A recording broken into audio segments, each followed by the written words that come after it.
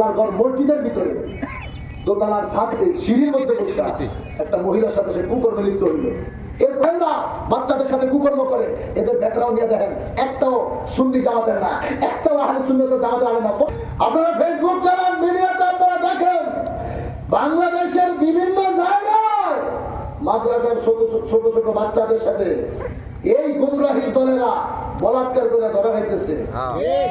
পত্রিকা আছে না, শিশু বাচ্চাদের সাথে তারা কুকর্মে লিপ্ত হয়। নাউজুবিল্লাহ বলেন।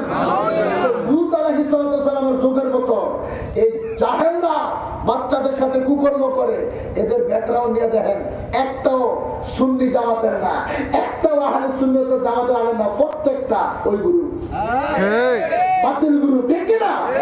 আবার এই গত 4-5 দিন আগে গাজীপুরে আবার সেই বাতিল ফেরকা গুরু যারা মানুষের এখানে জান্নাতের কথা কয়, নবীকে মাটির নবী কয়, নবীরে কয় মারা গেছে, নবীরে কয় নবীর মিলাদ করা বেদাত কয়, ওলি আল্লাহর দরবারে যাওয়া বেদাত কয়। আরেক কুখ্যাত শয়তান এক মহিলা তালাকের মাসালা জানতে গেছে, আর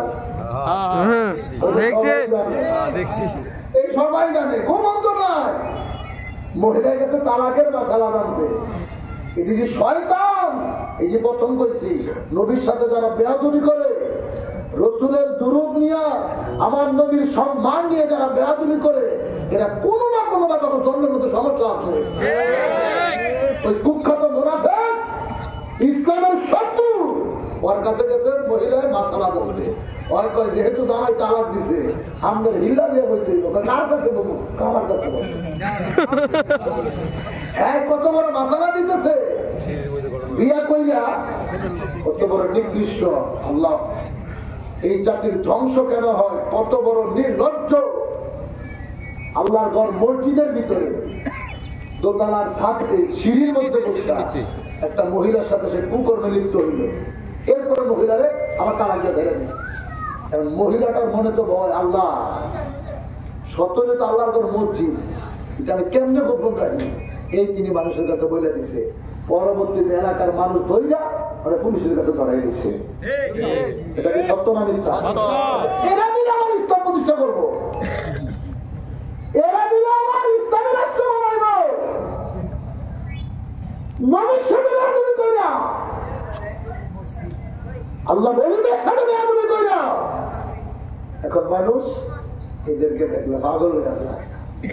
ওরে বাবা, কত সুন্দর টুপি মাথা দিছে, এত সুন্দর সুন্দর দাঁড়িয়ে রাখছে, হাঁটি মাথা দিয়ে হাঁটতেছে, এরা কি কোনোদিনও মিথ্যা কথা বলতে পারে? এরা কি কোনোদিন অপরাধ করতে পারে? পারে না, আমার কি ভুল দেওয়া দেয়। বাংলাদেশের যতগুলো অপরাধ আছে সব কুকর্মের সাথে ওরা জড়িত।